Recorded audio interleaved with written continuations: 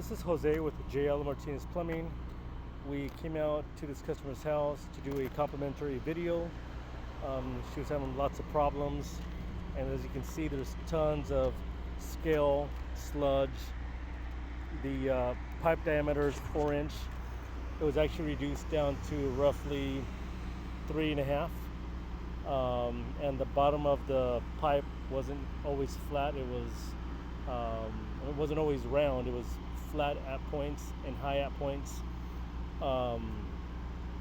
In some areas they had tons of holding water on the cast iron.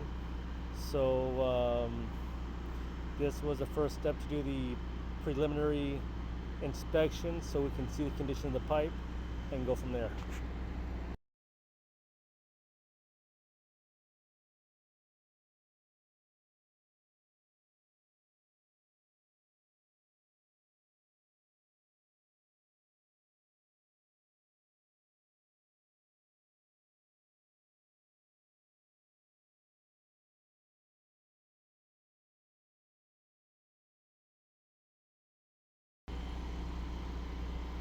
Here we're marking out for the excavation. We dug the pipe up roughly 1 foot deep. The pipe is cast iron on one side, and there's a huge crack that travels roughly 10 to 12 feet back from that point. The other side that you see here is SDR thin plastic, so we had to put in a black adapter. And here's a two-way cleanout that gives access both downstream and upstream. Here's the concrete that was poured after the fact with the concrete box. Cast iron lid allows you to drive over it. Here we're starting the descaling process using a carbide tips to smooth out as much as possible the cast iron.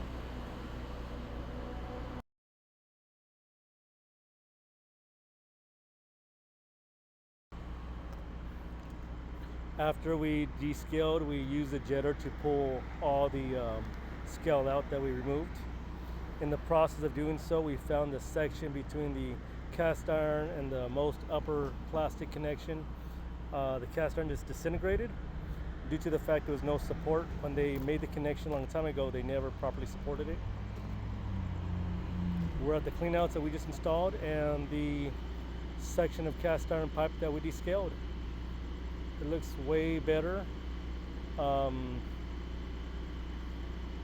Just basically going over and over and over until we get it to where we feel it's going to be better than it was before.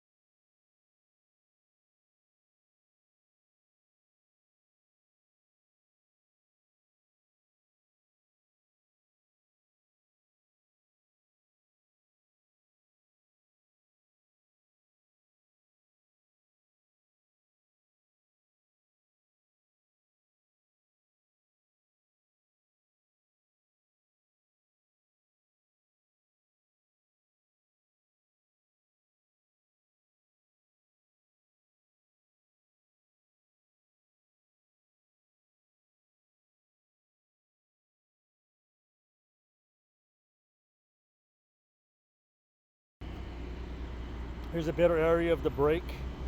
This is a significant break. Again, there was no support, and that's why you can see all that stuff there. Again, that's a 3-inch going into 4-inch. 3-inch ABS into 4-inch cast iron.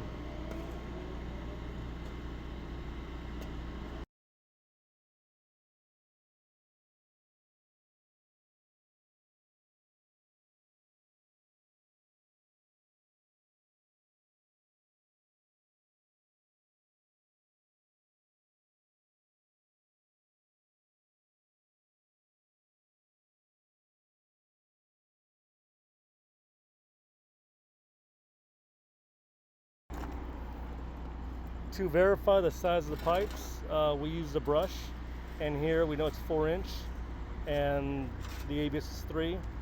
In this picture we have our felt laid out. We're mixing the epoxy right here, 2-part 100% epoxy.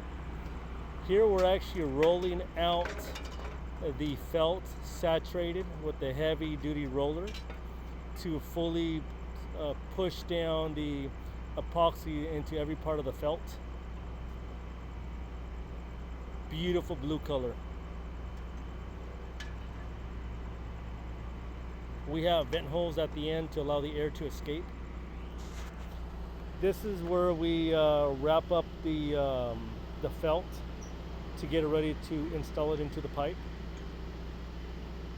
And this is where we're wrapping it up right here with tape.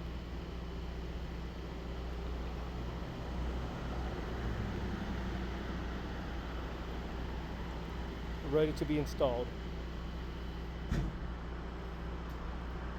After we install the liner and it cures, then we sand it, and this is the finished product. The red stuff there is basically the sandpaper we use to smooth out the pipe, get any leftover excess epoxy out. The little red pieces you see there will just flush out. Otherwise, it's a beautiful install right here.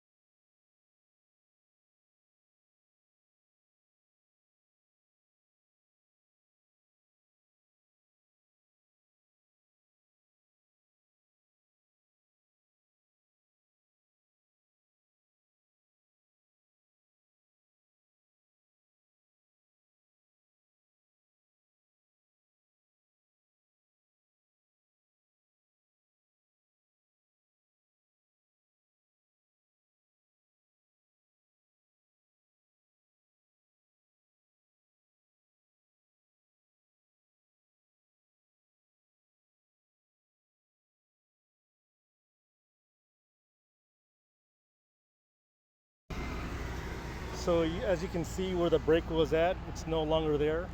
It's been covered with the felt. So this job is 100% done.